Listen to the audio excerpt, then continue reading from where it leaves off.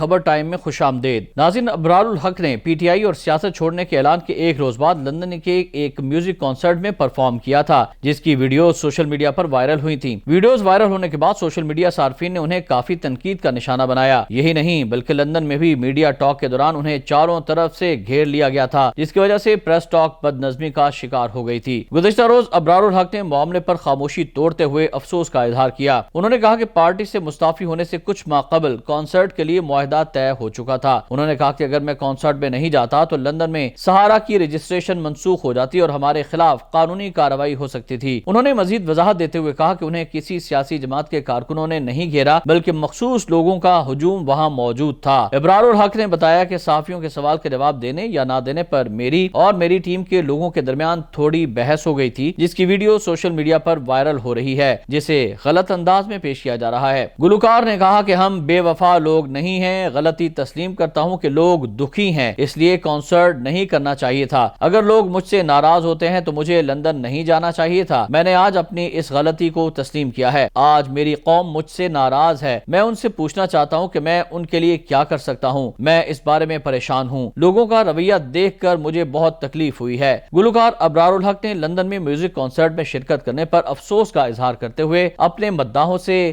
معافی مانگ لی ہے۔